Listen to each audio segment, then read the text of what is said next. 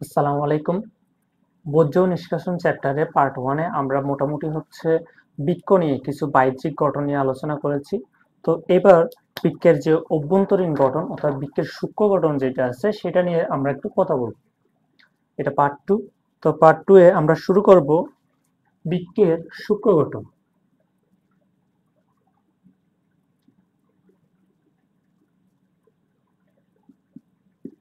এই টপিকটা। তো বৃক্কের সূক্ষ্ম গঠন যদি আমি ব্যাখ্যা করতে চাই, আমার প্রথমে জানা লাগবে বৃক্কের গঠনগত বা কার্যিক একক জিনিসটা কি। হ্যাঁ, বৃক্কের কার্যিক একক হচ্ছে ন্যাফ্রন। তো এই ন্যাফ্রনটা নিয়ে যদি আমরা বলি, প্রথমে আমাদের বৃক্কের সূক্ষ্ম গঠন যদি আমি ব্যাখ্যা করি তাহলে আমার জানা লাগবে ন্যাফ্রন জিনিসটা কি সেটা নিয়ে। তো মানুষের বৃক্ক আছে দুইটা, এটা আমরা জানি। তো একটা বৃক্কে এই ন্যাফ্রন আছে প্রায় 10 থেকে 12 লক্ষ। 10 থেকে 12 লক্ষ একটা বৃক্কে আছে। তার মানে দুইটা বৃক্কে এর দ্বিগুণ হবে 20 থেকে 24 লক্ষ। আর এই ন্যাফ্রনের গঠন বর্ণনা করেছিলেন একজন বিজ্ঞানী, তার নাম বোম্যান। উনি কি করছে, উনি গঠনটা বর্ণনা করছে। গঠন বর্ণনা করছে কে? বোম্যান। কত সালে? 1842 সালে। 1842 সালে বিজ্ঞানী বোম্যান কি করছে, এই ন্যাফ্রনের গঠনটা বর্ণনা করছে। এরপর তাহলে ন্যাফ্রন জিনিসটা কি? বৃক্কের গাঠনিক এবং কার্যিক একক। প্রতিটা বৃক্কে থাকে 10 থেকে 12 লক্ষ। এখন এই ন্যাফ্রনের দৈর্ঘ্য 3 সেন্টিমিটার। 3 সেন্টিমিটার লম্বা। 3 সেন্টিমিটার, তার মানে এটা 3 সেন্টিমিটারটা কি? এটা দৈর্ঘ্য। অর্থাৎ এই ন্যাফ্রনের দৈর্ঘ্য 3 সেন্টিমিটার। তো একটা ন্যাফ্রনের দৈর্ঘ্য 3 সেন্টিমিটার। আমাদের দেহে তো অনেকগুলো ন্যাফ্রন আছে, প্রায় 10 থেকে 12 লক্ষ প্রতি বৃক্কে। তো সেই হিসেবে ন্যাফ্রন গুলো যদি জোড়া লাগানো হয় তাহলে ন্যাফ্রন হবে প্রায় 36 কিলোমিটার। 36 কিলোমিটার দীর্ঘ হতে পারে, অথবা যদি মাইলে লিখি কত, 22.5 মাইল। ঠিক আছে, দৈর্ঘ্য। অর্থাৎ এই ন্যাফ্রন গুলো যদি একটার সাথে একটা লাগানো হয় প্রায় 36 কিলোমিটার লম্বা হবে। এখন আমরা একটা ন্যাফ্রনের ছবি দেখব।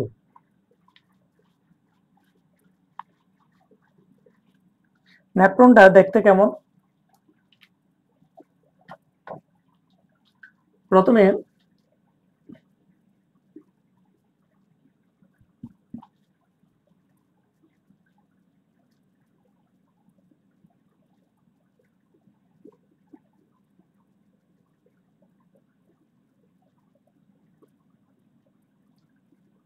এভাবে দিলাম, এরপর পায়ের একটা পেয়ালার মতো অংশ দিলাম, এই পেয়ালা। এবার এখান থেকে নালী একটা নামতেছে, কোনটা কি আমি সেটা পরে বলতেছি। এটা একটু আঁকা বাঁকা হবে, ধরো এইভাবে নামলো জিনিসটা। এতটুকু পর্যন্ত নামার পরে আচ্ছা দাঁড়াও, এটা এখান থেকেই নামা শুরু হোক। এখান থেকে যদি এখন আমরা প্রথমে একটা দাগ টেনে দিই, অর্থাৎ বৃক্ষটা আমরা যখন দেখেছিলাম যে এটা যদি একটা বৃক্ষ হয়, হ্যাঁ, এই বৃক্ষের বাইরের এই অংশটা কর্টেক্স, এতটুকু পর্যন্ত অংশটা কর্টেক্স, এরপরে মাঝখানের অংশটা মেডুলা। তো আমিও সেম ভাবে এখানে রেখাটা টেনে দিই। দেখো, এই যে একটা রেখা টেনে দিলাম, এটা এর উপরের অংশটা বৃক্কের কর্টেক্স এবং ভেতরের অংশটা মেডুলা। ঠিক আছে, তার মানে ন্যাফ্রনের এই অংশটা কর্টেক্সে থাকবে এবং ভেতরের অংশটা থাকবে মেডুলায়। এখান থেকে এই যে ভিতরের অংশটা নামতেছে, নামার পর এই আবার উঠে গেল।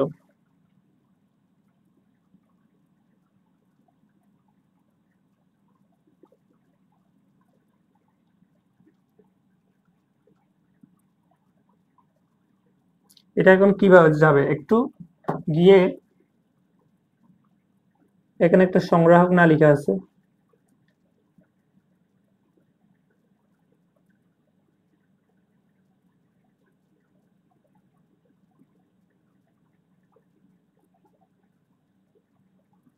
ঠিক আছে, এখানে গিয়ে যুক্ত হলো। তাহলে এখন কোন জিনিসটা কি আমরা নামগুলো লিখি।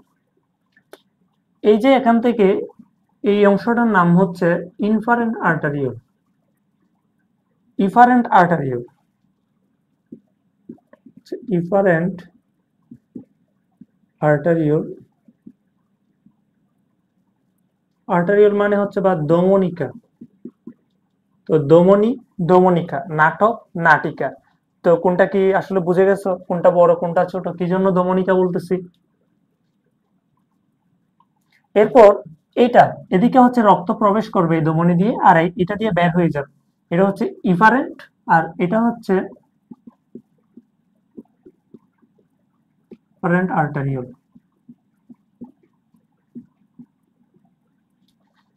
ঠিক আছে, এই আফারেন্ট আর্টারিওল দিয়ে হচ্ছে রক্ত ভিতরে প্রবেশ করবে এবং ইফারেন্ট আর্টারিওল দিয়ে হচ্ছে বেরিয়ে যাবে।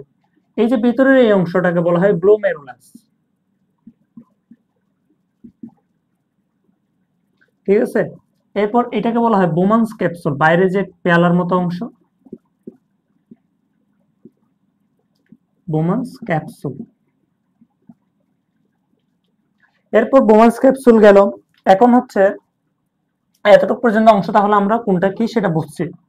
এরপর এই যে নালী, এই নালীটার বিভিন্ন নাম যদি দিই, এই যে প্রথমে এই অংশটা, অর্থাৎ এই যে এই রেখাটার উপরের অংশটা, এটা হচ্ছে প্রক্সিমাল পেছানো নালিকা, প্রক্সিমাল পেছানো নালিকা, কারণ এটা পেছানো থাকে।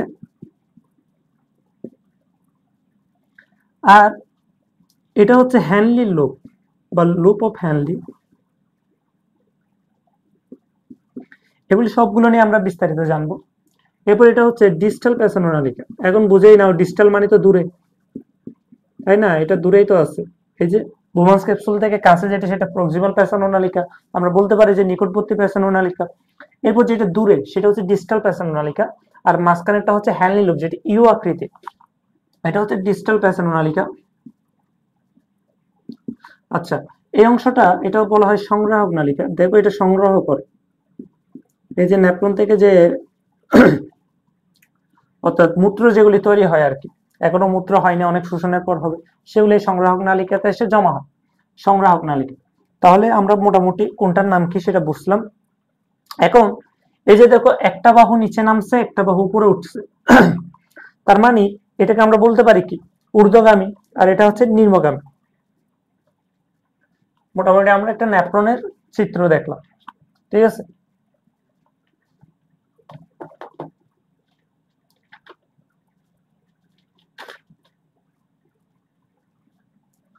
আরেকটা লাস্ট কথা যদি বলে দিই, এই যে নালীগুলোর চারপাশে কিছু রক্তজালিকা থাকে, এভাবে এভাবে পেঁচানো থাকে চারপাশে,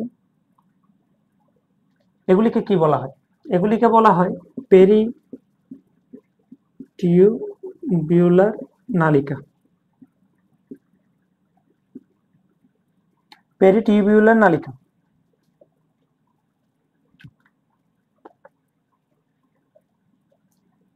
নালিকা না, এটা কৈশিক জালিকা, কৈশিক জালিকা। এগুলি হচ্ছে ক্ষুদ্র ক্ষুদ্র কৈশিক জালিকা। এখন তোমরাই বুঝছো কেন এখানে এই কৈশিক জালিকা গুলো আছে। এই যে এখান থেকে শোষণ হবে, যে মূত্রটা তৈরি হচ্ছে এখান থেকে, সেটা হচ্ছে কি হবে, এখানে শোষিত হবে, অর্থাৎ এই ব্লাড গুলো শোষণ হবে পেরিটিউবুলার কৈশিক জালিকার মাধ্যমে। ঠিক আছে,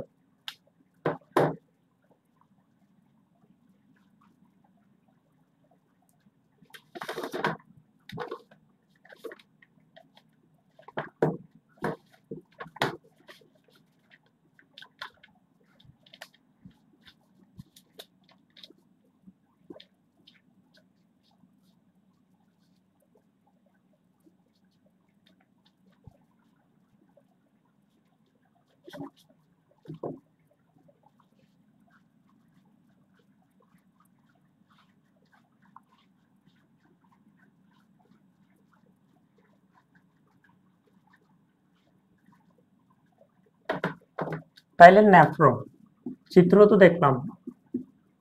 এই নেফ্রনটা দুইটা অংশ, একটা হচ্ছে রেনাল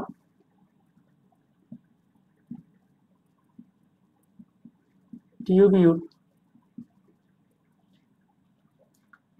আরেকটা হচ্ছে রেনাল বা মালফিজিয়ান কর্পাসুল, কর্পাসল মালফিজিয়ান কর্পাসুল। এরপর এই তাহলে রেনাল বা মালপিজিয়ান কর্পাসল, অপরটা হচ্ছে রেনাল টিউবিউল। এই যে রেনাল বা মালপিজিয়ান কর্পাসল যেটা আছে, সেটা দুইটি অংশ আছে, আমরা দেখেছিলাম চিত্রে। একটাকে বলা হয় গ্লুমেরুলাস এবং অপরটা হচ্ছে বোমান্স ক্যাপসুল।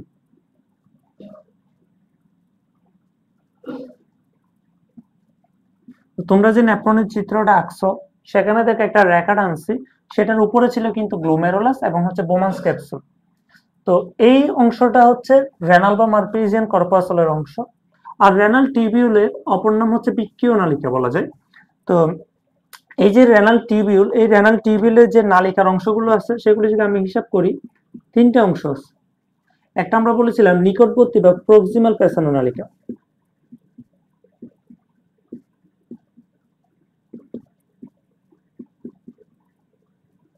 এবং এরপরে আমরা বলেছিলাম হ্যানলির লোব। এরপর আমরা বলেছিলাম দূরবর্তী পেছানো নালিকা বা ডিস্টাল পেঁচানো নালিকা।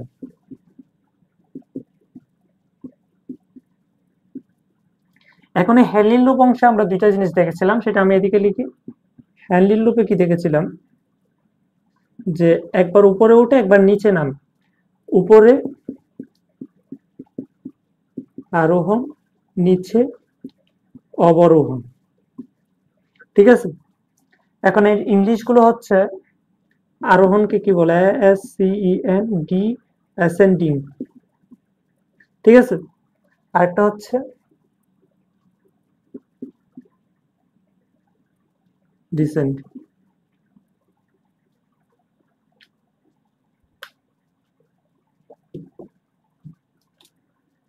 ঠিক আছে, তাহলে অ্যাসেন্ডিং মানে হচ্ছে আরোহণ, উপরে উঠবে যেটা, আর ডিসেন্ডিং মানে যেটা নিচে নামছিল, সেটা হ্যানলির লুপটি ইউ আকৃতির ছিল, একটা নিচে নামছে একটা উপরে উঠছে।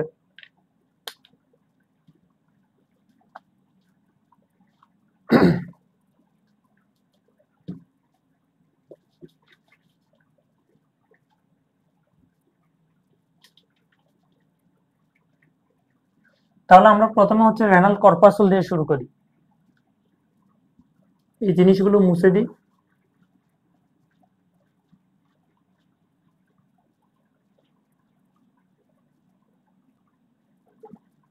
তো রেনাল কর্পাসল যে যদি শুরু করি,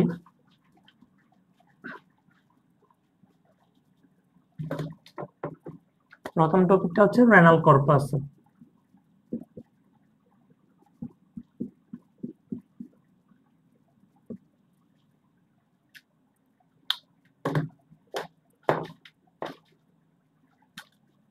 রেনাল কর্পাসলে আমরা একটা চিত্র আঁকি আগে, যেটা আমি আগে এঁকেছি।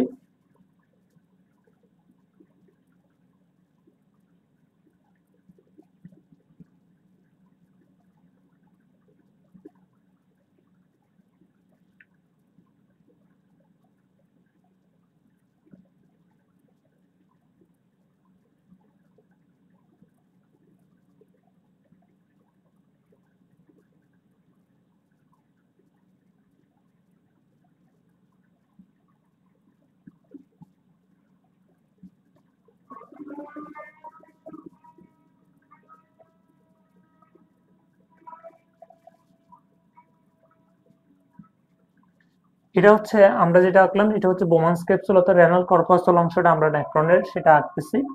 তো এখানে এই যে এখান থেকে শোষিত হয়ে আস্তে আস্তে হচ্ছে গ্লোমেরুলার ফিল্ট্রেট যেটা আছে, অর্থাৎ তরল পদার্থটা, সেটা এখানে আস্তে আস্তে জমা হবে। ঠিক আছে, আস্তে আস্তে আসবে। এখানে দেখো কোন জিনিসটা কি, এটার নাম আমরা জানি, এটা হচ্ছে আফারেন্ট আর্টারিও, আর এটা হচ্ছে ইনফারেন্ট আর্টারিও। এদিকে দিয়ে প্রবেশ করবে, এদিকে বের হবে ইনফারেন্ট আর্টারিও। এই দুইটা জিনিস আমরা জানি। এরপর কোনটা গ্লোমেরুলাস, সেটাও আমরা জানি। এই যে এখানে ভিতরে আছে গ্লোমেরুলাস।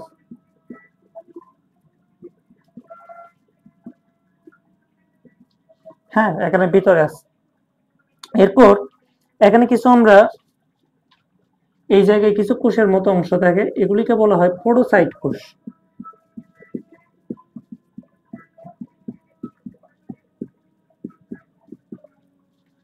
এরপরে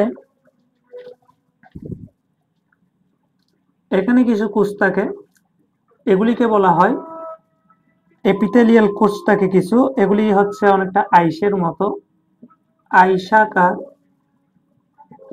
এপিথেলিয়াম।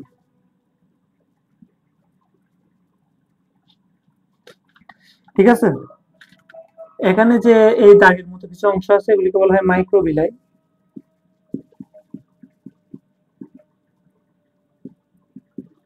কিছু মাইক্রোবিলাই আছে। এরপর হচ্ছে এটা হচ্ছে আমরা তো জানি প্রক্সিমাল পেছানো নালিকা বা নিকটবর্তী পেছানো নালিকা।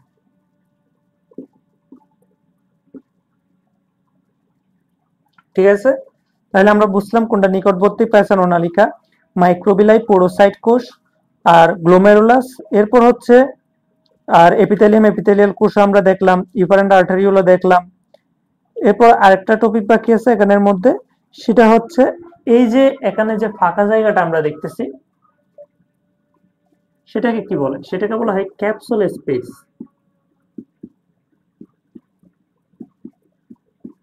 আচ্ছা, এতটুকু তো আমরা মোটামুটি বুঝলাম। এটা হচ্ছে মূলত যে রেনাল কর্পাসল অংশের একটা চিত্র। এরপর এখন আমরা জানবো বোমান্স ক্যাপসুল। বোমান্স ক্যাপসুল নিয়ে যদি বলি, যে বোমান্স ক্যাপসুল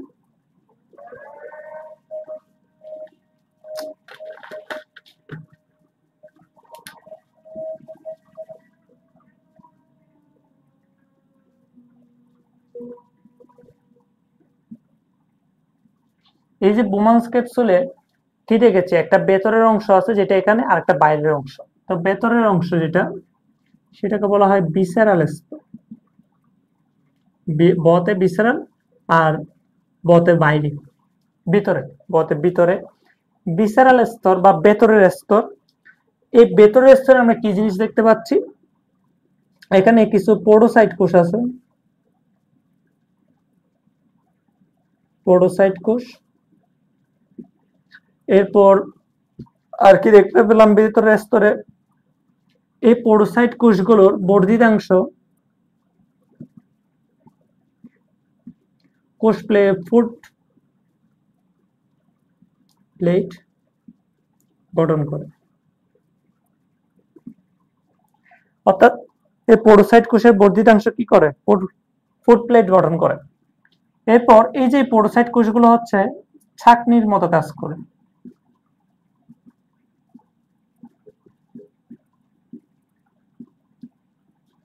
ঠিক আছে, পোডোসাইট কোষের বর্ধিতাংশ হচ্ছে ফুট প্লেট গঠন করে।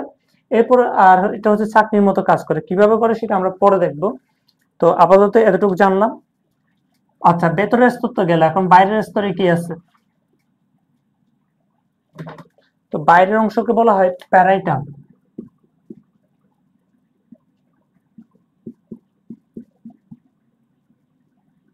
প্যারাইটাল স্তর বা বাইরের স্তর। তো এই বাইরের স্তরে হচ্ছে আমরা কি দেখতে পাচ্ছি? এখানে কিছু চ্যাপ্টাকৃতির আয়সাকার এপিথেলিয়াম কোষ আছে, চ্যাপ্টাকৃতির আয়সাকার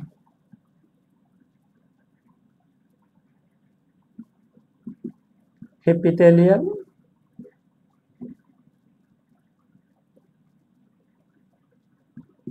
কোষ। ঠিক আছে, চ্যাপ্টাকৃতির কিছু এপিথেলিয়াল আমরা কোষ দেখলাম। এরপর বাইরে আমরা আরেকটা জিনিস দেখলাম, সেটা হচ্ছে ক্যাপসুল স্পেস।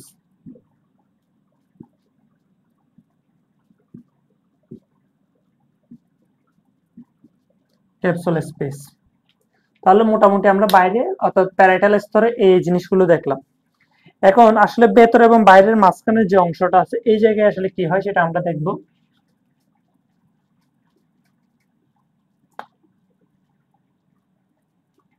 একটা চিত্র আঁকি।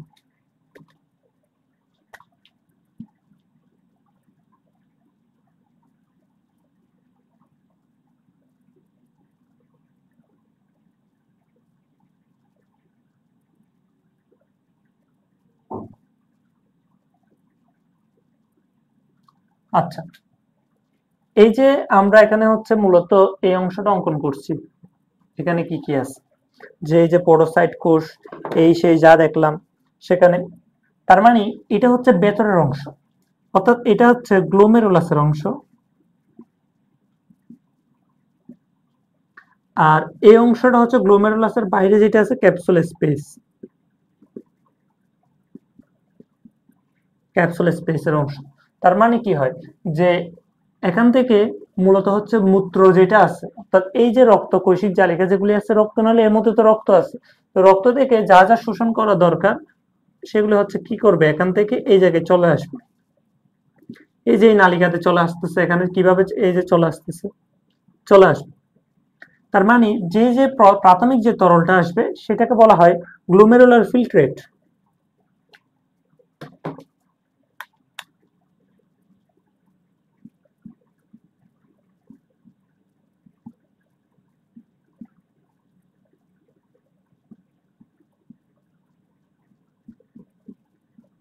সেটাকে বলা হয় গ্লোমেরুলার ফিল্ট্রেট, প্রাথমিক যে তরলটা আসবে।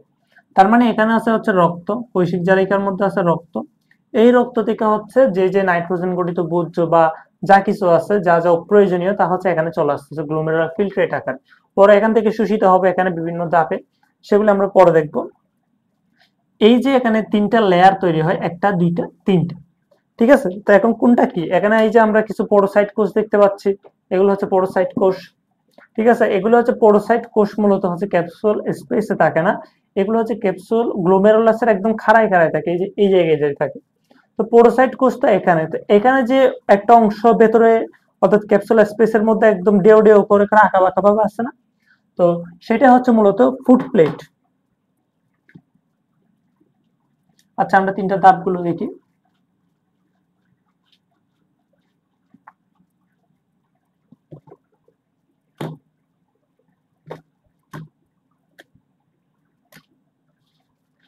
আচ্ছা, এটা তো ভেতরে না, ভেতরে মানে কি, এন্ডোতে, এন্ডো, এন্ডো মানে তো ভেতরে বোঝায়।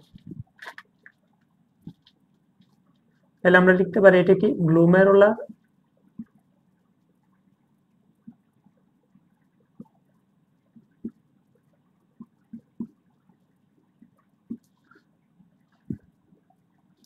কৈশিক জালিকা, অর্থাৎ গ্লোমেরুলাসের যে কৈশিক জালিকাগুলো আছে সেজন্য কৈশিক জালিকা কি, এটা এন্ডোথেলিয়াম।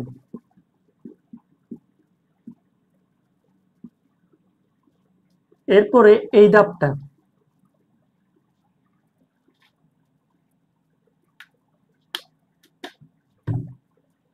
এটাও হচ্ছে গ্লোমেরুলার কৈশিক জালিকার ভিত্তি পর্দা। এখন এই যে এই অংশটা কি, এই অংশটার নাম হচ্ছে বোমান্স ক্যাপসুলের যে পোরোসাইট কোষ ছিল না,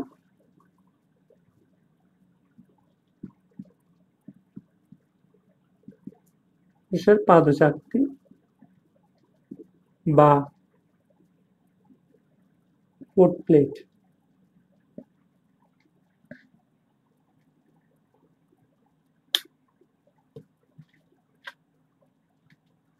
ঠিক আছে, আমরা তো বুঝলাম মোটামুটি যে রক্ত, এখানে কৈশিক জালিকাগুলো আছে, গ্লোমেরুল আছে, সেখান থেকে এইভাবে এখানে হচ্ছে এই যে পোরোসাইট কোষের ফাঁকে ফাঁকে কিছু স্পেস দিয়ে হচ্ছে গ্লোমেরুলার ফিল্ট্রেট বা তরল আকারে হচ্ছে এখানে চলে আসবে, অর্থাৎ ক্যাপসুল স্পেসে চলে আসবে। পরে ক্যাপসুল স্পেস থেকে প্রক্সিমাল প্যাসোনোনালিকা, তারপর হ্যানলিন লুপ, তারপর হচ্ছে ডিস্টাল প্যাসোনোনালিকা, এভাবে গিয়ে সংগ্রাহক নালিকায় যাবে। আচ্ছা, আমরা তো বোমান্স ক্যাপসুল দেখলাম, এরপর হচ্ছে গ্লোমেরুলাস বাকি। তো গ্লোমেরুলাস আসলে জিনিসটা কি, এই যে আমরা বলি না গ্লোমেরুলাসে কি হয়, আল্ট্রাফিল্ট্রেশন ঘটে। আল্ট্রাফিল্ট্রেশন মানে কি, এখানে মূত্রটা গ্লোমেরুলাস থেকে কি হয়, অর্থাৎ মূত্রটা শোষিত হয়ে, যে তরলটা শোষিত হয় সেটা হচ্ছে বোমান্স ক্যাপসুলে আসে। তার মানে আমরা যদি বলি যে গ্লোমেরুলাসে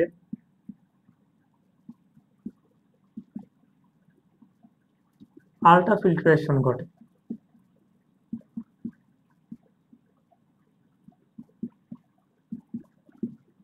আল্ট্রাফিল্ট্রেশন হয়। তো এখন কথা হচ্ছে গ্লোমেরুলাসে কি আছে, রক্ত আছে। তো এখন আল্ট্রাফিল্ট্রেশন তাহলে কার হবে, রক্তের হবে, ঠিক আছে। এরপর তাহলে গ্লোমেরুলাসে রক্তের আল্ট্রাফিল্ট্রেশন হয়। এখন গ্লোমেরুলাসে যে কৈশিক জালিকাগুলো আছে সেটা হচ্ছে 50 থেকে 60টি কৈশিক জালিকা আছে। তো এই যে কোষিক জালিকাগুলো বিভক্ত হয়ে প্রায় 50 থেকে 60টি কোষিক জালিকা সৃষ্টি করে। 50 থেকে 60টি কোষিক জালিকা,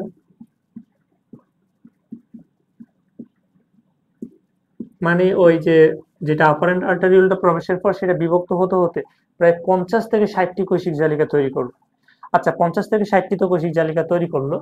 এরপর এই যে এখানে ভিতর হচ্ছে যে আফারেন্ট আর্টারিওল এবং ইফারেন্ট আর্টারিওলের মাঝখানে একটা অংশ আছে। আফারেন্ট আর্টারিওল এবং হচ্ছে এই দুইটার মাঝখানে না, আসলে যেটা আফারেন্ট আর্টারিওল, আমরা যে চিত্রটা দেখেছিলাম সেটা কিরকম ছিল, এভাবে ছিল, এভাবে ছিল, এভাবে ছিল, অর্থাৎ এই জাতীয় কিছু একটা ছিল। এখানে যে গ্লোমেরুলাস গুলো ছিল, এরপর এখান থেকে নালী এসেছে, সেটা এক পর্যায়ে এখানে হ্যানলি লুপ হয়ে এখানে চলে এসেছে, তাই না? তো এই যে আমরা এই অংশটাকে বলেছিলাম যে ডিস্টাল পেঁচানো নালিকা, আর এই অংশটাকে বলেছিলাম কোনটা, আফারেন্ট আর্টারিওল। এটা হচ্ছে আফারেন্ট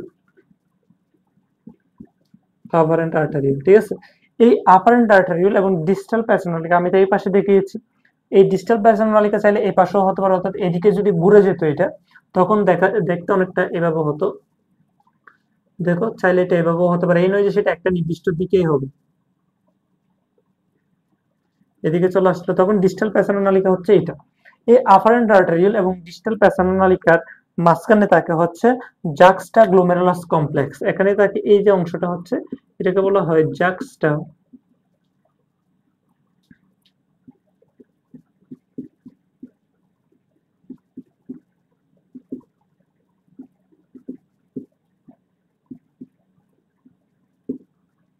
জাক্সটা গ্লোমেরুলার কমপ্লেক্স। এই জাক্সটা গ্লোমেরুলার কমপ্লেক্সের কাজ কি, যা হচ্ছে এটা তৈরি করে রেনিন এনজাইম। এটা তৈরি করে কি, রেনিন এনজাইম। এটা তৈরি করা হচ্ছে রেনিন এনজাইম, আর রেনিন এনজাইমটা তৈরি করে এবং হচ্ছে নিঃসরণ করবে। এরপর এই যে গ্লোমেরুলাস অংশে রক্তের আল্ট্রাফিল্ট্রেশন হলো, যে রক্তের মধ্যে যা যা অপ্রয়োজনীয় আছে বা যা অতিরিক্ত নাইট্রোজেন গঠিত যেসব বর্জ্য আছে তা হচ্ছে কি করলো, বোমান্স ক্যাপসুলে পাঠাই দিল। এখন কিভাবে পাঠায়, অর্থাৎ কি পরিমাণ পাঠায় সেটার একটা অবশ্যই হিসাব আছে। যেমন দেখো যে 1 মিনিটে এই গ্লোমেরুলার অংশে প্রায় হচ্ছে 125 মিলি, হ্যাঁ 125 ঘন সেন্টিমিটার কি হয় 1 মিনিটে। 1 মিনিটে প্রায় 125 ঘন সেন্টিমিটার রক্ত বা তরল এখানে কি হয়, পরিশ্রুত হয়। যার মধ্যে এই যে 125 ঘন সেন্টিমিটার রক্ত হচ্ছে কি করলো, যে এখানে কৈশিক জালিকা থেকে বোমান্স ক্যাপসুলে পাঠালো। তো তার মধ্যে 99% অংশই হচ্ছে আবার কি হবে, 99% অংশ হচ্ছে পূর্ণ শোষিত হবে। কারণ এখানে যেখানে অর্থাৎ মিনিটে যদি 125 ঘন সেন্টিমিটার করে হয়, অর্থাৎ রক্ত যদি পরিশ্রুত করতে থাকে, তাহলে তো মানুষের 1 ঘন্টা বা 10 মিনিট পর পরই ওয়াশরুমে যাওয়া লাগবে। তো সেই হিসেবে এর মধ্যে থেকে প্রায় 99% অংশ কি হয়ে যায়, পুনঃশোষিত হয়ে যায়। এরপর তার মানে তাহলে 1 মিনিট আমরা পাচ্ছি কিরকম, 99% অংশ যদি কি হয়ে যায়, পরিশ্রুত হয়ে অর্থাৎ পুনঃশোষিত হয়ে যায়, আবার শোষণ করে নেয় কৈশিক জালিকাগুলো, তাহলে সেক্ষেত্রে 1 মিনিটে আমরা পাচ্ছি প্রায় হচ্ছে 25 ঘন সেন্টিমিটার আমরা কি পাচ্ছি, মূত্র মূত্র তৈরি হয়। 1 মিনিটে 25 ঘন সেন্টিমিটার হচ্ছে কি তৈরি হয়, মূত্র তৈরি হয়। এটা কেমন হিসাব মিলে না, যে 99% অংশ পুনঃশোষিত করে নিল, আছে 25 ঘন সেন্টিমিটার। 25 ঘন সেন্টিমিটার না, যেহেতু 99% অংশ যদি আমরা এটা 100 হিসাব করি, তাহলে এটাতে 1 ঘন সেন্টিমিটার হবে। 1 ঘন সেন্টিমিটার মূত্র তৈরি হয়। তার মানে 1 মিনিটে 1 ঘন সেন্টিমিটার মূত্র তৈরি হয়। তার মানে ওই বলতে গেলে প্রায় 1 লিটার মূত্র তৈরি হতে অনেক সময় লাগবে। আর মানুষ তো একদিনে ত্যাগ করে হচ্ছে 1.5 লিটার, তাই না? তো অনেক সময় লাগবে। তো সবার ক্ষেত্রে যেমন গরমকালে এটা অনেক সময় সেম হয় না।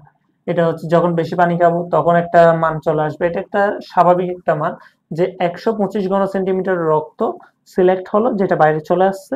সেখান থেকে আবার 99% অংশ পুনঃশোষিত হয়েছে। প্রায় 1 ঘন সেন্টিমিটার মতো মিনিটে তৈরি হয় আরকি। তো পরবর্তীতে সেটা মূত্রথলিতে যায়, আরো বিভিন্ন শোষণ চলে। তারপর সেখানে গিয়ে সেটা হচ্ছে কি হয়, জমা হয়। তারপর সময় অনুযায়ী সেটা ত্যাগ হয়। আচ্ছা, আমরা তো এখন হচ্ছে রেনাল কর্পাসল মোটামুটি বুঝে গেলাম। এখন রেনাল কর্পাসলের পরবর্তীতে আমরা যে অংশটা দেখেছিলাম সেটা হচ্ছে ওই রেনাল টিউবিউল। রেনাল টিউবিউল যেটা দেখেছিলাম যে বৃক্কীয় নালিকা বা রেনাল টিউবিউল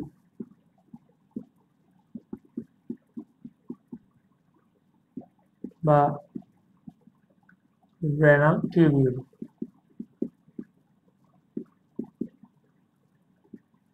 বৃক্কীয় নালিকা বা রেনাল টিউবিউল। তো তিনটা অংশ আমরা দেখেছিলাম। একটা হচ্ছে নিকটে থাকে, যেটা হচ্ছে আমরা বলেছিলাম যে প্রক্সিমাল প্যাসানো নালিকা।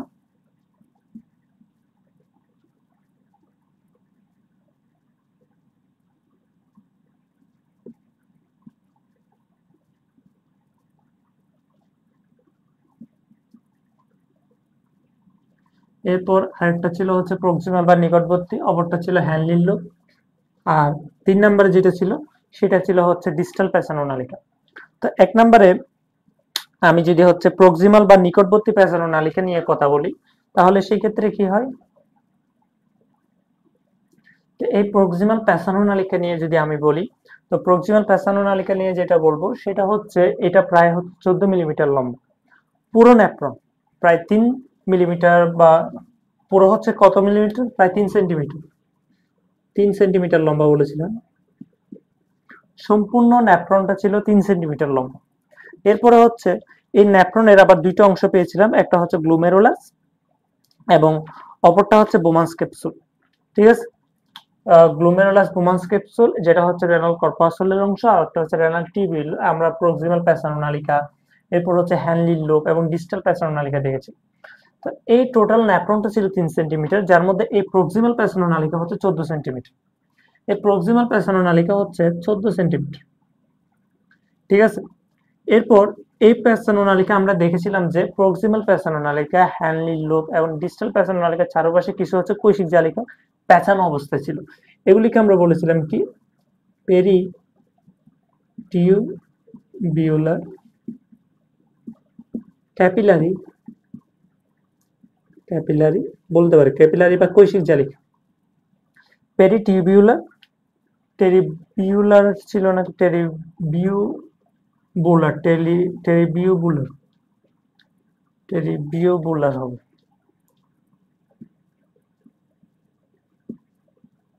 হ্যাঁ, পেরিটিউবিউলার বুলার ক্যাপিলারি।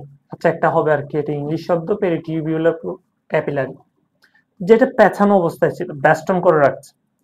এরপর এই প্রক্সিমাল প্যাসানো নালিকা থেকেই তো হচ্ছে মূলত যে আলট্রা গ্লোমেরুলার ফিল্ট্রেট যেটা পেয়েছিলাম, সেটা প্রথমে হচ্ছে বোমান্স ক্যাপসুলের যে স্পেসটা ছিল, হ্যাঁ ক্যাপসুল স্পেস, সেখান থেকে ছিল প্রক্সিমাল প্যাসানো নালিকায় চলে এসেছে। তার মানে প্রথমে যদি আমি যে তরলটা আমি পেলাম সেখান থেকে শোষণ যদি শুরু করতে চাই, তাহলে সেটা অবশ্যই আমাকে এই যে এই প্রক্সিমাল প্যাসানো নালিকা থেকে হচ্ছে শুরু হবে।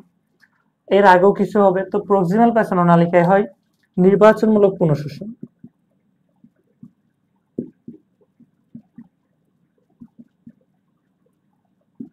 মূত্র তৈরি হওয়ার পর বিভিন্ন ধাপে শোষণ হয়, তার মধ্যে নির্বাচনমূলক পুনঃশোষণটা হয় প্রক্সিমাল প্যাসানো নালিকায়।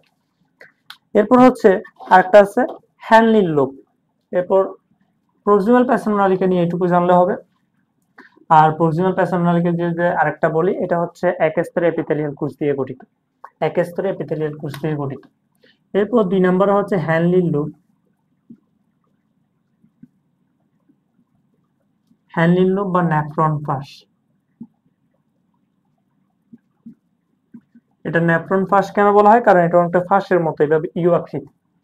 এই হ্যানলির লোবটা প্রথমে যদি আমি বলি, এটা হচ্ছে জার্মান বিজ্ঞানী আছে একজন, জার্মান চিকিৎসক, মানে বিজ্ঞানী নাম ছিল চিকিৎসক, যার নাম কি ছিল? জ্যাকব। এই যে বাকি যেটা আছে হ্যানলি, এটুকু তো মিল আছে, জ্যাকব হ্যানলি। এই হ্যানলির লোকটা হচ্ছে পেঁচানো ছিল, অর্থাৎ ইউ আকৃতি ছিল। তাহলে আমরা বলতে পারি এটা হচ্ছে ইউ আকৃতি। এখন এর দৈর্ঘ্য কতটুকু হবে?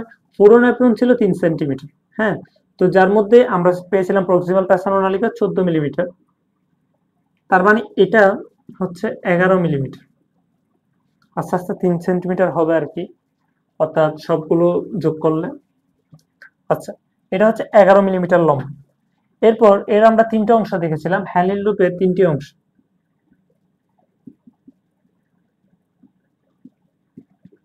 এই অংশগুলো কি? একটা হচ্ছে পাতলা নিম্নগামী বাহু, যেটা ডিসেন্ডিং বলেছিলাম আমরা। এরপর আরেকটা ছিল ঊর্ধ্বগামী, এটা অনেক পাতলা, এটা ঊর্ধ্বগামী। পাতলা হওয়ার কারণে শোষণটা বেশি হয়। এরপর 3 নম্বর আরেকটা অংশ আছে, সেটা হচ্ছে স্থূল ঊর্ধ্বগামী বাহু।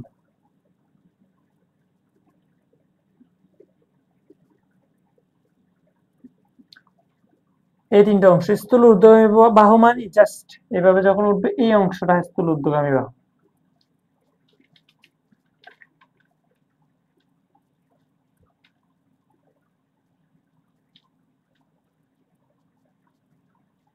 তাহলে এখন আমরা একটা ন্যাপকিনের কোন জায়গায় কি আছে সেটা হ্যান্ডলিং লুপে যদি আমরা দেখাই দিই, এটা হচ্ছে হ্যান্ডলিং লুপ যেটা ছিল। তো এই হ্যান্ডলিং লুপে এসে একটু চিকন হয়ে গিয়েছিল, সেটা এইভাবে চিকন চিকন চিকন। হ্যাঁ, আবার এরপর একটু মোটা হয়ে গিয়েছিল সেটা পুরো নালীটা, এখান থেকে আরো আবার মোটা। ঠিক আছে, এভাবেই তো ছিল, একটু মোটা আবার চিকন। তাহলে এই যে এখানে মোটা অংশটা এখান থেকে মোটা হচ্ছে না, এটা হচ্ছে স্থূল, একটু মোটা মোটা ঊর্ধ্বগামী, একটু মোটা। আর এটা হচ্ছে পাতলা ছোট, অর্থাৎ এটা পাতলা ঊর্ধ্বগামী, এটা হচ্ছে পাতলা নিম্নগামী। এই যে এখানে মোটা না, সেই জন্য এটা হচ্ছে স্থূল ঊর্ধ্বগামী, উপর দিকে উঠছে।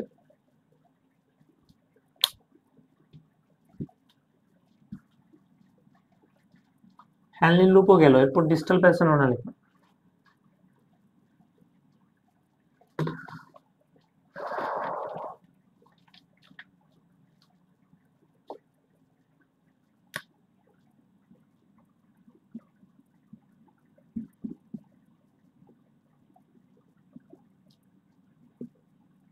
ডিস্টাল প্যাসেনোনালিকা মানে দূরবর্তী প্যাসেনোনালিকা। এই দূরবর্তী প্যাসেনোনালিকা নিয়ে যদি বলি, এর দৈর্ঘ্য কত? এর দৈর্ঘ্য হচ্ছে 5 মিলিমিটার। একটা দেখেছিলাম 14, আর একটা 11, আবার এটা নাকি 5। এখন এই ডিস্টাল প্যাসেনোনালিকা কই থাকে? এটা হচ্ছে বৃক্কের কর্টেক্সে থাকে। আমরা যখন একটা ন্যাফ্রন এঁকেছিলাম, মাঝখানে একটা আমরা দাগ দিয়েছিলাম, সেটার উপরে অর্থাৎ নিচের দিকে ছিল শুধু হ্যান্ডলিং লুপ, বাকি সব কিছু ছিল হচ্ছে বাইরের অংশে, বাইরের অংশটা ছিল কর্টেক্স। তার মানে এই ডিস্টাল প্যাসেনোনালিকা কই থাকে? কর্টেক্সে থাকে, কর্টেক্স অংশে।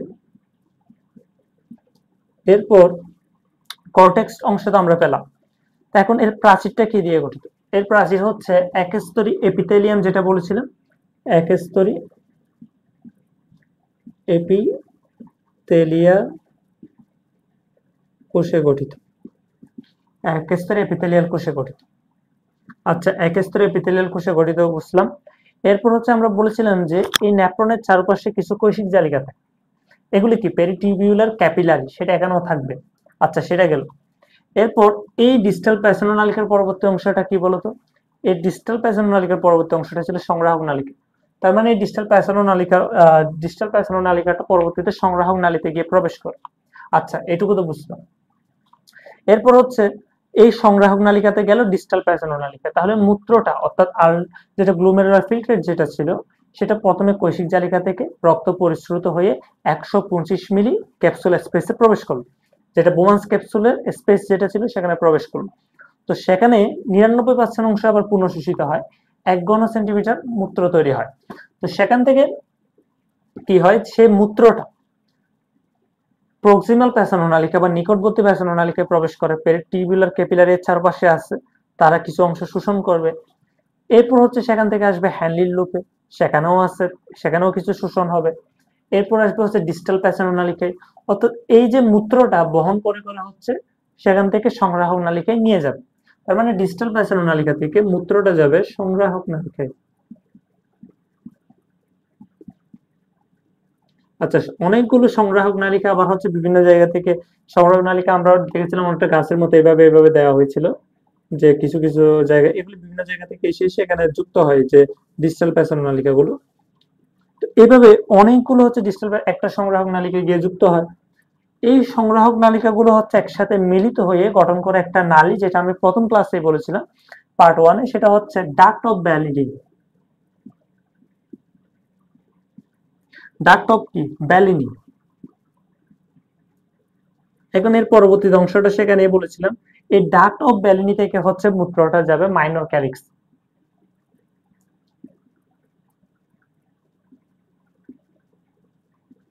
আচ্ছা, এখন মাইনর ক্যালিক্স এর পরবর্তীতে কি হবে সেটা সবাই জানি।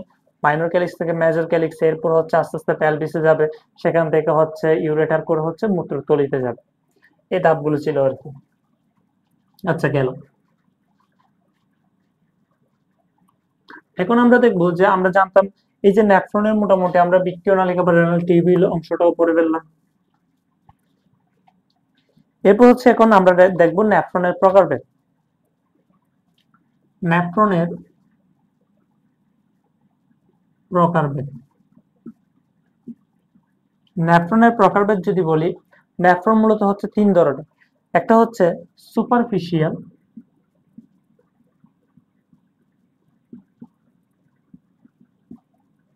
Superficial nephron. এরপর আরেকটা আছে হচ্ছে মিড কর্টিক্যাল,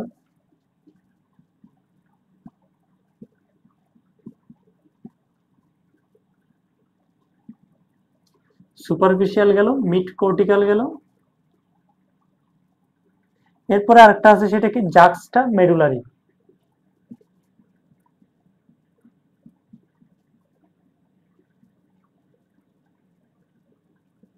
জাক্সটা মেডুলারি, এইটুকু গেল। তাহলে টোটাল আমাদের নেফ্রন ছিল প্রতি বৃক্কে হচ্ছে 10 থেকে 12 লক্ষ। ঠিক আছে। এখন এই নেফ্রন গুলোর মধ্যে হচ্ছে সুপারফিশিয়াল কিছু আছে, মিড কর্টিক্যাল কিছু আছে, জাক্সটা মেডুলারি কিছু আছে। এখন সুপারফিশিয়ালের পরিমাণ হচ্ছে সবচেয়ে বেশি, এটা সুপার, এর পরিমাণ আছে 85%। মিড কর্টিক্যাল 5%, মাঝে মাঝে যদি কিছু একটা আছে মিড কর্টিক্যাল মাঝখানে থাকে। আর জাক্সটা মেডুলারি এটা হচ্ছে 10%। সুপারফিশিয়াল নেফ্রন আছে 85%, মিড কর্টিক্যাল আছে 5%, জাক্সটা মেডুলারি আছে 10%। এখন এই সুপারফিশিয়াল নেফ্রনটা থাকে কই? এই সুপারফিশিয়াল নেফ্রন নিয়ে আগে কিছু যদি বলি, তফাৎটা কিভাবে হয়। হ্যানলির লুপ, এর একটা হ্যানলির লুপ আছে না, সেটা কিরকম? সেটা হচ্ছে খাটো। মিড কর্টিক্যালে হ্যানলির লুপ কি? এটা হচ্ছে হ্যানলির লুপ খাটোও হতে পারে বা লম্বা। ঠিক আছে। এখন এটার হ্যান্ডেল লুপ কি? এটার হ্যান্ডেল লুপ হবে লম্বা।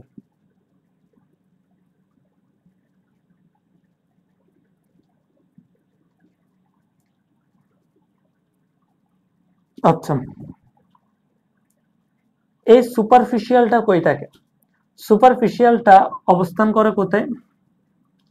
অর্থাৎ সুপারফিশিয়ালের যে রেনাল কর্পাসল অংশটা আমরা দেখবো, যেটা হচ্ছে রেনাল কর্পাসল মানে কি? গ্লোমেরুলাস এবং বোমান্স ক্যাপসুল থাকবে। সুপারফিশিয়াল নেফ্রনেরও একটা হচ্ছে গ্লোমেরুলাস এবং হচ্ছে কি আছে? বোমান্স ক্যাপসুল আছে, যেটা হচ্ছে রেনাল কর্পাসল অংশ। সুপারফিশিয়াল ও রেনাল কর্পাসল অংশটা দেখবো, মিড কর্টিক্যাল এবং হচ্ছে জাক্সটা মেডুলারি। এই তিনটা রেনাল কর্পাসল অংশটা কই থাকে? রেনাল কর্পাসল,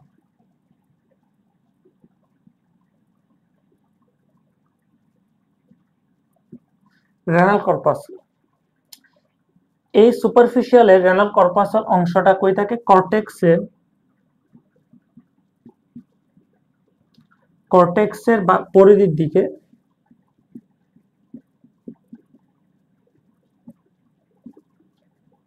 1 মিলিমিটার মধ্যে থাকে, 1 মিলিমিটারের মধ্যে থাকে। অর্থাৎ কর্টেক্সের যে পরিধি, এটা যদি বৃক্ক হয়, এই যে তার কর্টেক্স অংশ না, এটা তার পরিধির দিকে 1 মিলিমিটারের মধ্যে থাকে। ঠিক আছে। অর্থাৎ এই সুপারফিশিয়ালে রেনাল কর্পাসল অংশটা দেখা যায়। এরপর মিড কর্টিক্যালটা কই থাকে? রেনাল কর্পাসল এবং হচ্ছে কর্টেক্সের মাঝামাঝি। এদের রেনাল কর্পাসলটা কই থাকে? কর্টেক্সের মাঝামাঝিতে অবস্থান করে। কর্টেক্সের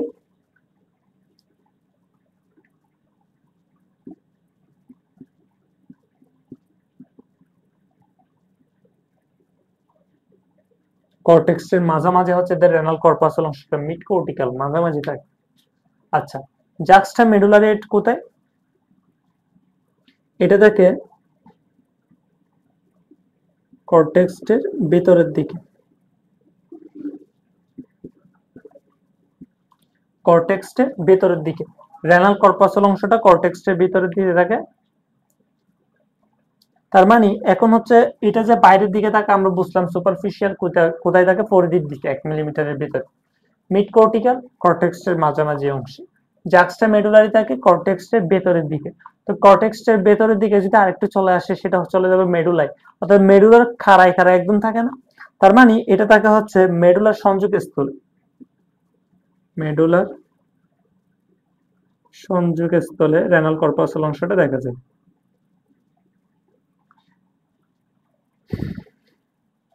তার মানে মেডুলার সংযোগস্থলের উপরের অংশ এরা থাকে। যেমন আমি যদি বলি যে ধরো এই অংশটা এদিকে ভেতরের দিকে মেডুলা আর এই বাইরের দিকে হচ্ছে কর্টেক্স, ঠিক আছে। তার মানে এই যে এখানে থাকে হচ্ছে এই জাক্সটা মেডুলারি নেফ্রনের রেনাল কর্পাসল অংশটা। এরপর এই মাঝামাঝি থাকে হচ্ছে মিড কর্টিক্যালের রেনাল কর্পাসল অংশটা। এরপর হচ্ছে কর্টেক্সের একদম পরিধির দিকে হচ্ছে 1 মিলিমিটারের ভিতরে থাকে হচ্ছে সুপারফিশিয়াল নেফ্রনের রেনাল কর্পাসল অংশটা।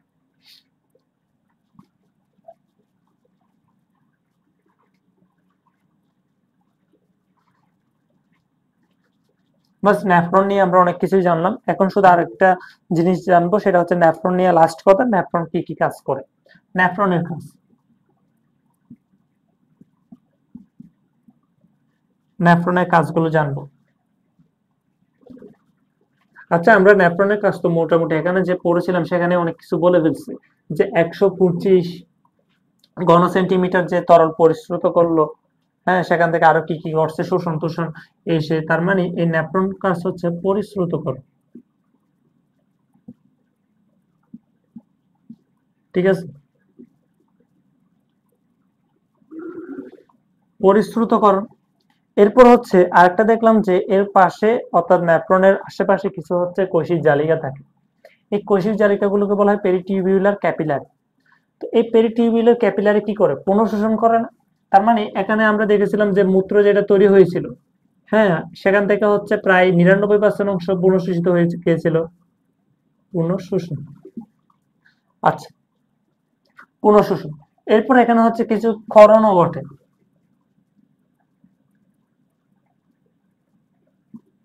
নালিকার করণ।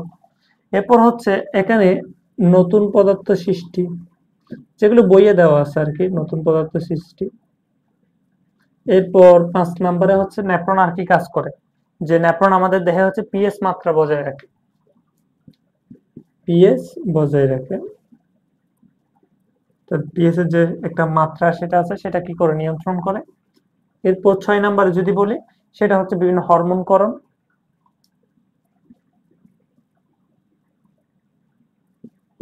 হরমোন করণ। তারপর 7 নম্বরে গিয়ে কি আছে, রক্তচাপ নিয়ন্ত্রণ, যে মূত্র তৈরি করছে তার মানে রক্তচাপ কমে যাচ্ছে, এভাবে বিভিন্ন আবার শোষণ করে রক্তচাপ বৃদ্ধি করছে। এরপর হোমিওস্টেসিস, দেহের অভ্যন্তরে হচ্ছে যে স্থিতিস্থাপকতা রক্ষা, হোমিওস্টেসিস।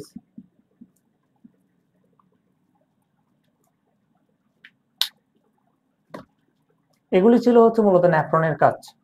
আচ্ছা, মোটামুটি আমরা তো এখন নেফ্রন নিয়ে অনেক কিছু জানলাম। এরপর আমরা দেখবো হচ্ছে যে রেশনের শরীরবৃত্তীয় যেটা আছে, রেশনের শরীরবৃত্তীয় অর্থাৎ যে মূত্রগুলো তৈরি হয় সেটা কিভাবে।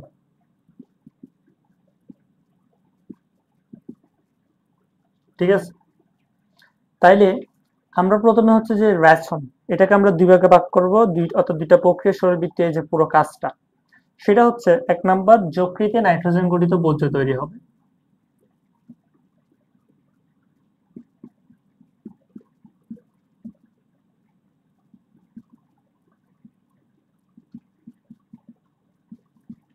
এরপর 2 নাম্বার কি আছে, 2 নাম্বার হচ্ছে মূত্র সৃষ্টি।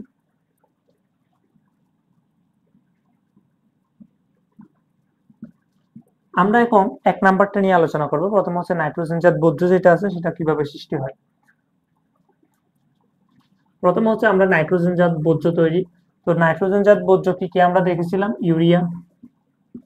এগুলো একদম প্রথম ক্লাসে আলোচনা করা হয়েছিল। ইউরিয়া 2 নাম্বার হচ্ছে আছে ইউরিক অ্যাসিড, 3 নাম্বার হচ্ছে অ্যামোনিয়া, আর একটা আছে ক্রিয়েটিনিন। এর মধ্যে আমরা প্রথমে ইউরিয়াটা দেখব। এগুলি হচ্ছে নাইট্রোজেন গঠিত বর্জ্য। কোনটা কিভাবে আসে আমরা সেটা আস্তে আস্তে একটা একটা দেখব।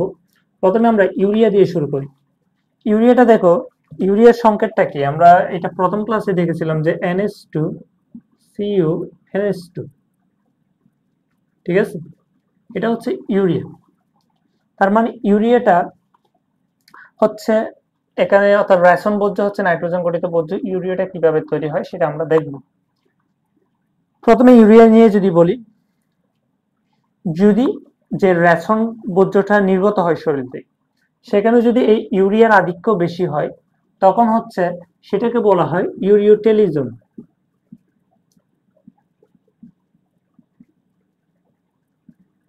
যাদের ক্ষেত্রে এই ইউরিওটেলিজম দেখা যায়, অর্থাৎ রেশনে ইউরিয়ার পরিমাণ বেশি, তাদেরকে বলা হয় ইউরিওটেলিক।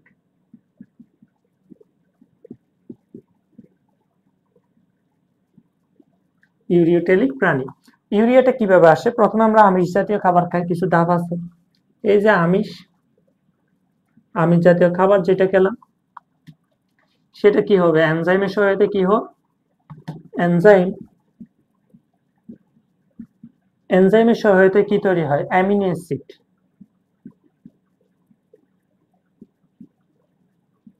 আচ্ছা, এই অ্যামিনো অ্যাসিড থেকে কি হয়?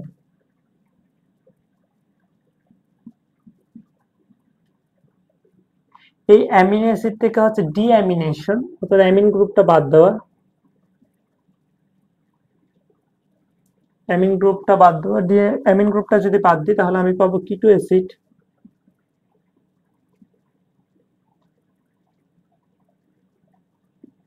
প্লাস যে অ্যামিন গ্রুপটা বাদ দিয়েছিলাম NH2, ঠিক আছে? এই কিটো অ্যাসিড তো হচ্ছে ওখানে শক্তি তৈরি করবে, এটা বাদ দিলাম। আমার লাগবে হচ্ছে যে অ্যামিন গ্রুপটা। এরপর 3 নাম্বারে গিয়ে এই অ্যামিন গ্রুপটা হাইড্রোজেনের সাথে যুক্ত হয়ে কি করবে? অ্যামোনিয়া তৈরি করবে, NH3 অ্যামোনিয়া। এই অ্যামোনিয়া 4 নাম্বার হচ্ছে দুইটা অ্যামোনিয়া এবং একটা কার্বন ডাইঅক্সাইড থেকে তৈরি হবে NH2 Cu NH2। কোন চক্রের মাধ্যমে তৈরি হয়? অর্নিথিন চক্র। এখন অর্নিথিন চক্রের মাধ্যমে অ্যামোনিয়া এবং কার্বন ডাইঅক্সাইড যুক্ত হয়ে ইউরিয়া তৈরি করে, সাথে থাকবে পানি। আচ্ছা, এই যে আমরা ইউরিয়া পেয়ে গেলাম। এখন এতটুকু পর্যন্ত তো আমরা বুঝলাম, কিন্তু হচ্ছে এখন কথা হচ্ছে যে অ্যামোনিয়ার সাথে কার্বন ডাইঅক্সাইড যুক্ত হলো অর্নিথিন চক্র। অর্নিথিন চক্রের মাধ্যমে ইউরিয়া তৈরি হয়েছে। এখন কথা হচ্ছে এই অর্নিথিন চক্র জিনিসটা কি? সব বুঝলাম কিন্তু অর্নিথিন চক্রই বুঝি না। এখন অর্নিথিন চক্রটা দেখব।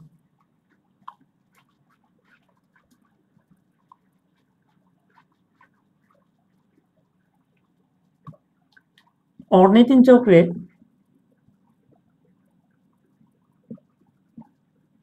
টোটাল 5টি বিক্রিয়া হয়। টোটাল বিক্রিয়া হয় হচ্ছে 5টা।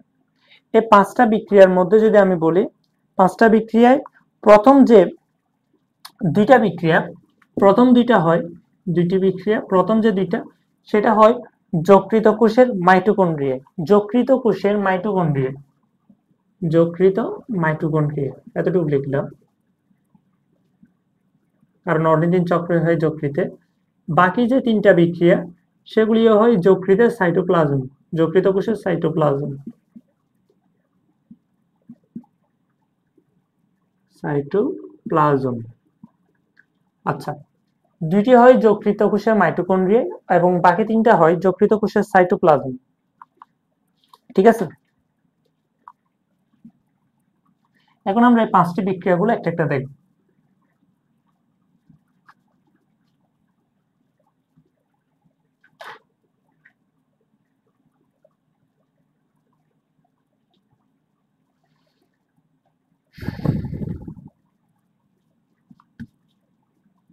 প্রথমে আমরা কি দেখেছিলাম যে 2টা NH 2NH3 plus carbon dioxide, এই দুইটা ছিল না? এই দুইটা থেকে পরবর্তীতে অর্নিথিন চক্রে তারা গেল। প্রথমে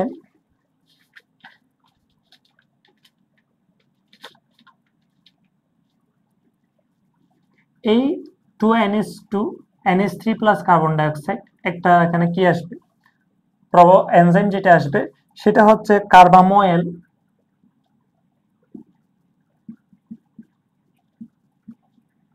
ফসফেট সিনথেটেস। আর কার্বাময়েল ফসফেট সিনথেটেস এনজাইমের সহায়তায় কি হবে, কার্বাময়েল ফসফেট। আচ্ছা, তাহলে কার্বাময়েল ফসফেট সিনথেটেস এনজাইমের সহায়তায় যে অ্যামোনিয়া এবং কার্বন ডাইঅক্সাইডের সাথে যুক্ত হয়ে কার্বাময়েল ফসফেট তৈরি করলো। এরপর এই কার্বাময়েল ফসফেটটা প্রথমে হচ্ছে আছে অর্নিথিন, এই যে অর্নিথিন আছে সেই অর্নিথিনের সাথে এই কার্বাময়েল ফসফেটটা কি হবে, যুক্ত হবে। যুক্ত হয়ে তৈরি করবে কি, তৈরি করবে হচ্ছে সাইট্রোলিন। আচ্ছা, সাইট্রোলিন পেলাম। এরপর এই সাইট্রোলিনের সাথে আবার আরেকটা জিনিস এসে যুক্ত হবে, সেটা হচ্ছে অ্যাসপার্টেট। অ্যাসপার্টেট এসে সাইট্রোলিনের সাথে যুক্ত হলো। তাহলে এখন কিটা পাওয়া যাবে এখান থেকে, এখান থেকে পাওয়া যাবে হচ্ছে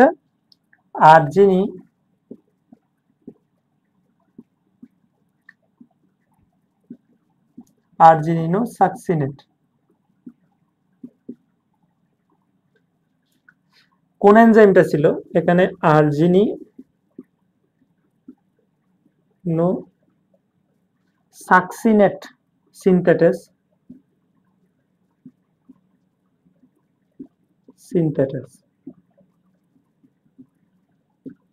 আচ্ছা, সাইট্রোলিন অ্যাসপার্টেটের সাথে যুক্ত হয়ে আর্জিনিনোসাকসিনেট সিনথেটেস এনজাইমের সহায়তায় তৈরি করলো আর্জিনিনোসাকসিনেট। এই আর্জিনিনোসাকসিনেট থেকে পরবর্তী ধাপগুলো দেখা যায়। এই আর্জিনিনোসাকসিনেট থেকে তৈরি হয়, এখানে দেখাই দিলে আর্জিনিনোসাকসিনেট থেকে তৈরি হয় হচ্ছে আর্জিনিন এবং ফিউমারেট। কোন এনজাইমটা ছিল, আর্জিনিনোসাকসিনেট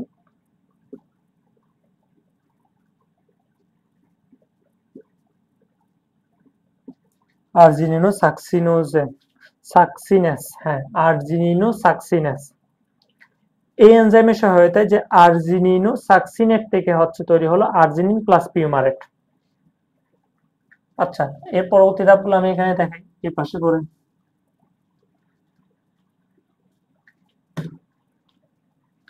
তাহলে এদিকে পেলাম যে আর্জিনিন প্লাস পিউমারেট।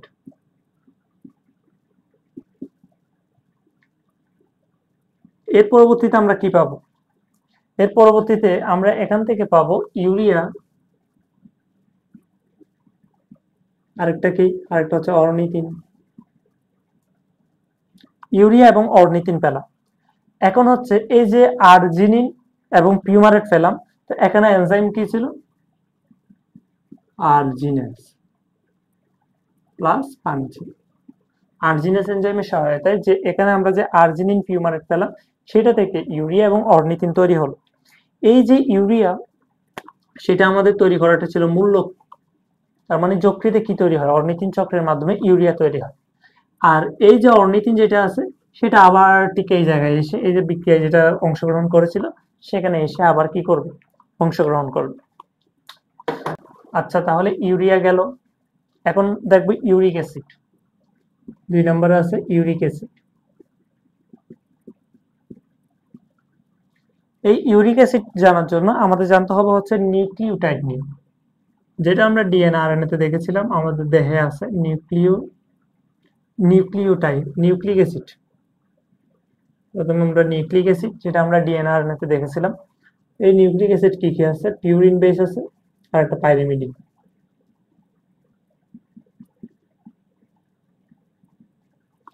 পিউরিন এবং হচ্ছে পাইরিমিডিন আমরা ডিএনএ তে দেখেছি। এই পিউরিন থেকে আসে ইউরিক অ্যাসিড, এটা একটা নাইট্রোজেন গঠিত বর্জ্য। আর পাইরিমিডিন থেকে কি আসে? অ্যামোনিয়া, কার্বন ডাই অক্সাইড, এরপর আর কি আসে? অ্যাসিটাইল কোয়া।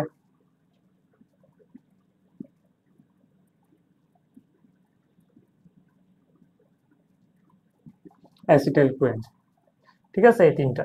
তাহলে আমরা এই যে ইউরিক অ্যাসিডটা কিভাবে পেলাম সেটা বুঝলাম। এটা তেমন না, এটা বইয়েও নাই, এটা জাস্ট এমনি একটু দেখাই দিলাম। ইউরিক অ্যাসিড, ইউরিক অ্যাসিডের পর 3 নম্বরে আমরা দেখেছিলাম হচ্ছে অ্যামোনিয়া।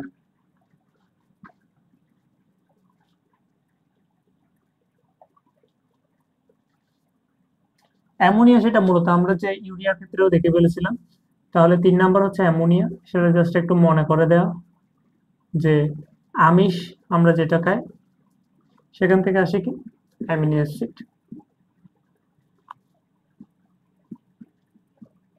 এই অ্যামিনো অ্যাসিড থেকে কি হয়? ডিঅ্যামিনেশন প্রক্রিয়া হচ্ছে যে অ্যামিন, অর্থাৎ NH2 প্লাস কিটো অ্যাসিড। এরপর এই যে অ্যামিন সেটা হাইড্রোজেনের সাথে যুক্ত হয়ে অ্যামোনিয়া। এই যে অ্যামোনিয়া, এই অ্যামোনিয়াটা হচ্ছে একটা রেশন বর্জ্য। এই অ্যামোনিয়াটাই হচ্ছে পরে কি হয় যে অর্নিথিন চক্রে গিয়ে ওই অনেক কিছু করে, কার্বন ডাই অক্সাইডের সাথে যুক্ত হয়ে ইউরিয়া তৈরি করে। তাহলে অ্যামোনিয়াও আমরা পেলাম। এরপর অ্যামোনিয়ার পরে একটা ছিল ক্রিয়েটিনিন। ক্রিয়েটিনিন নিয়ে তেমন কিছু বলবো না, ক্রিয়েটিনিন নিয়ে জাস্ট এইটুকু বলবো যে হচ্ছে যে আমাদের মাংসপেশিতে হচ্ছে কি থাকে? ক্রিয়েটিনিন নামক একটা প্রোটিন আছে, যে ক্রিয়েটিনিন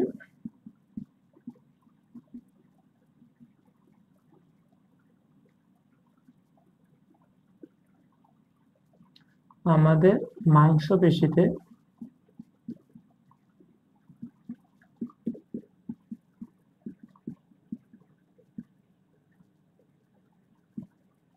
ক্রিয়েটিনিন নামক কি থাকে? একটা প্রোটিন থাকে।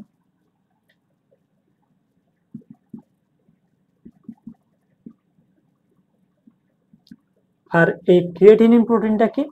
এটি ভেঙে কি তৈরি হয়? ক্রিয়েটিন তৈরি হয় নামক নাইট্রোজেন গঠিত বর্জ্য তৈরি হয়। এই যে ক্রিয়েটিনিন যেটা ছিল সেটা কি হয়? সেটা ভেঙে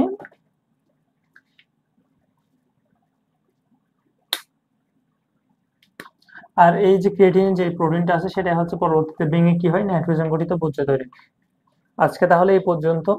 পরবর্তী আজকের পার্টের মধ্যে মোটামুটি হচ্ছে যে বৃক্কের সূক্ষ্ম গঠন এবং হচ্ছে রেচনের শরীরবৃত্তে যা আছে সেগুলি নিয়ে মোটামুটি আলোচনা করছি। এরপর আমরা পরবর্তী পার্টের মধ্যে হচ্ছে মূত্র সৃষ্টি, এরপর হচ্ছে যে মূত্র কিভাবে তৈরি হয়, তো এই বিষয়গুলো আর অসম রেগুলেশন আছে, বৃক্ক বিকল আর অন্যান্য যে বিষয়গুলো আছে, তো শেষের দিকে টপিক সবগুলো আলোচনা করার চেষ্টা করব। তাহলে দেখা হবে পরবর্তী ভিডিওটিতে। আসসালামু আলাইকুম।